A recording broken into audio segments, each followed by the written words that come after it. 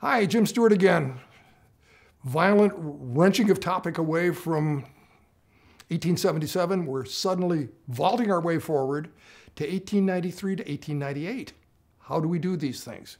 Historians can magically travel in time, and so can you, so let's get started. But before we do, let's remember that the purpose of this exercise is really to make us feel strong about where we are right now in the present. We're not fragile people. We're smart. We know what's happened. We know who to blame for it. We know how to hold it accountable. And as a consequence, we have a perspective on our current condition that allows us to see more deeply into what's wrong and see more clearly about what's the right thing to do. And for me, at least, let me continue to recommend that the first best steps you can take, that I can take, are simply to walk out the door and head the other direction. Instead of heading to the shopping center out at the Mall of America, if you talk about it right here, head to North Minneapolis or Lake Street. See what you can learn, see what you can buy, see how you can support the locals. You'll meet people that you'll be glad that you met and who will be glad that they met you. It's very different than talking about how you feel about race. Enough said. Number 13, interesting subject. White city, white nation, white empire. What is Jim talking about? Okay, we are moving to an event that is one of the most studied, epic-making events in American cultural history. Historians just go crazy digging in to the World's Exposition, the Columbian Exposition of 1893 that happened in Chicago. And the impact of this exposition on cities across the country and cities around the world is simply enormous. I've given you one picture of what this thing looks like. It covers 647 acres of downtown Chicago. It's an entirely fabricated, artificial city that is done in neoclassical architecture. So you see that big Lady Liberty standing there with her back to you? She's got a big scepter up like this, and then big colonnades all down the row as far as the eye can see. And down on the end, if you can see far enough into it, is something that looks suspiciously like the US Capitol. Every nation in the world came to the United States to bring their culture with them. All over Western Europe, Africa, Central Asia. And the whole purpose of the White City was to celebrate Columbus's discovery of America. Now, here in Minnesota and any place else that you can think of, the racial vibration out of what I've just said is really, really strong and very controversial and highly racist, no matter how you think of it. We're now having a big discussion about what to do with the people who toppled the statue of Columbus here in St. Paul as a symbol of white supremacy. Here's the White City. It's white for a reason. This Columbian Exposition celebrating Columbus is also a giant statement on the part of many, many, many very, very wealthy men who want to be able to state to the world that the United States is now a world power to be reckoned with, and that the White City is a description of what can only be called a white nation. Who shows up? On one day, the biggest day of the exposition, from the standpoint of total attendance, 637,000 people in one day. It's a tourist mecca from all over the United States and many other parts of the world. The neoclassical architecture is complemented by huge exhibits that show the industrial might of this country. You can walk down and look to your right and see a huge machine bending steel. You can walk into another exhibit and listen to a giant dynamo humming as it creates nothing but energy.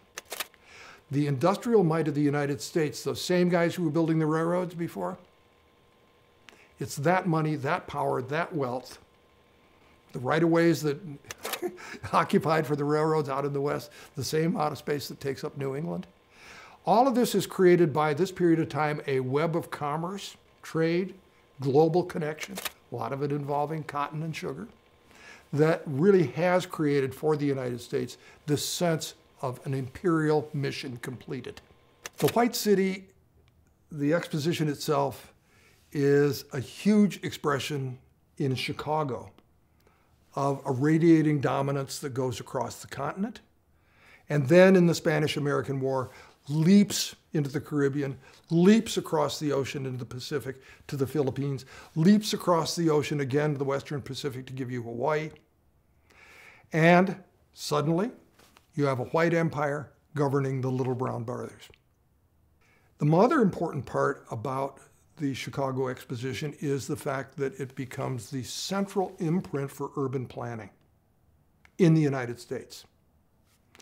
Major cities all across the United States will begin to develop new forms of urban organization involved with moving African Americans out of prime desired areas for creating reproductions of the white city, where you have big boulevards, big esplanades, lots of places for high-end shopping, lots of big homes that are set along parkways.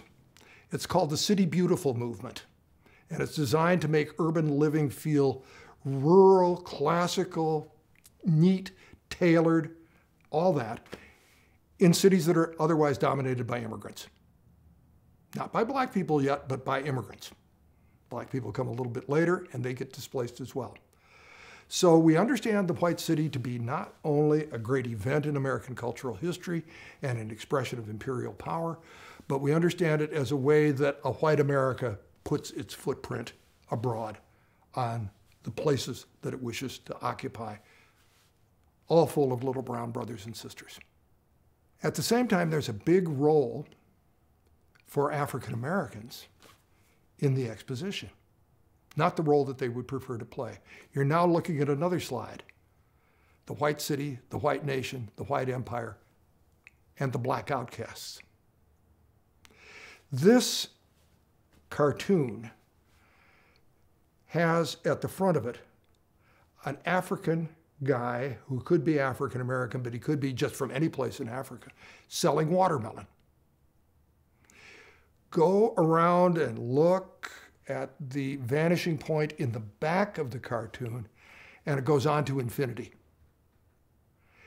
African people in every form and guise, from the United States, from West Africa, from any place you want, playing every possible stereotypical role that they can possibly play in the white city. This is the way African Americans are pictured as participating. African nations were asked to participate and bring their own exhibits. They only were allowed to show exhibits that featured backwardness, that featured inferiority, that featured various elements that had to do not with the substance of various cultures, but instead the stereotypes that white people wanted to see. Guess who boycotted the Chicago Exposition? Do you want to guess? Would you like to think it's Ida B. Wells? You're right. She, the NAACP, and old Frederick Douglass. Frederick Douglass was born sometime in the 1840s, and by this time he's at the end of his career. There's a wonderful biography of Frederick Douglass that you have to read if you want to read about someone who's pushing back against this law of gravity all of his life. And it's a biography called Frederick Douglass, and it's written by a Yale historian by the name of David Blight. It won the Pulitzer Prize last year.